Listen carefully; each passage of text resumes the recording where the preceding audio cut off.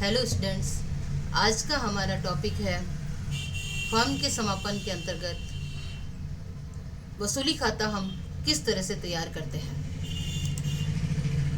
किसी साझेदारी फर्म का विघटन होने की दशा में अंतिम खाते बनाने से आय व्यय से संबंधित खाते बंद हो जाते हैं, किंतु कुछ व्यक्तिगत एवं वस्तुगत खाते खाता बही में खुले रहते हैं। विघटन की तिथि से संपत्तियों व दायित्वों से संबंधित जो खाते होते हैं उनमें संपत्तियों को बेचकर दायित्वों का भुगतान करने की कार्रवाई प्रारंभ हो जाती है। इस हेतु एक वसूली खाता खोला जाता है। वितरण की तिथि को फर्म के रोकड़ और बैंक से व साझेदारों के व्यक्तिगत खातों के अतिरिक्त अन्य संपत्तियों एवं दायित्व संबंधित खातों को वसूली खाते में स्थानांतरित करके बंद कर दिया जाता है। वसूली खाते में स्थानांतरण संबंधी जनरल प्रविष्टियाँ।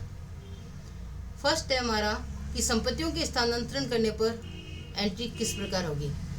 तो हम देखेंगे रियलाइजेशन अकाउंट को debit to sundry assets book value पर हम ट्रांसफ़र करेंगे।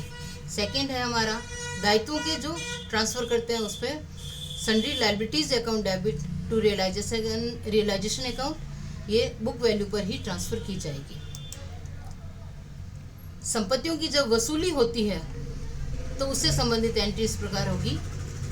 संपत्तियों को रोकड़ के बदले में बेचने पर cash account debit to realisation account और किसी साझेदार द्वारा संपत्ति लेने पर partners capital account debit to realisation account.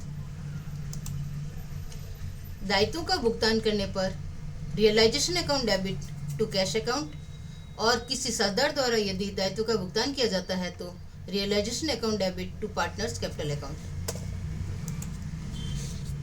इस तरह समापन के संबंध में कुछ खर्चे होते हैं जिसे हम वसूली खर्चे कहते हैं। उन्हें यदि हम नगद भुगतान करते हैं तो realisation account debit to cash और यदि किसी साझेदार द्वारा पर्सनली इसको पेमेंट किया जाता है तो realisation account debit to partners capital account.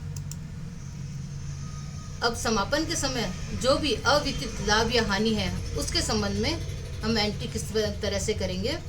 यदि कोई अवितरित लाभ है तो उस दशा में जनरल रिजर्व या XYZ कोई भी अनडिवाइडेड प्रॉफिट है तो उसको डेबिट कर देंगे, जनरल रिजर्व डेबिट या P&L account debit to partners capital account. इसी तरह यदि कोई अनडिवाइडेड लॉसेस वगैरह है या आर्टिफिशियल एसेट्स वगैरह है तो उससे संबंधित में हम partners capital account debit to profit and loss account या टू फिक्टिशियस एसेट्स अकाउंट करेंगे।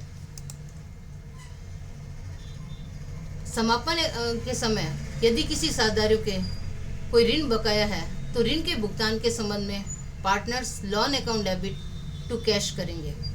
इसी तरह साझियों के पूंजी खाते की जो डेबिट राशि है वो वसूल करते हैं तो उसके लिए cash account debit to partners capital account.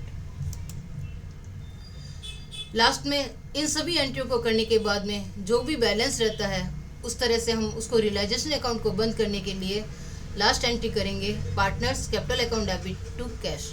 Thank you.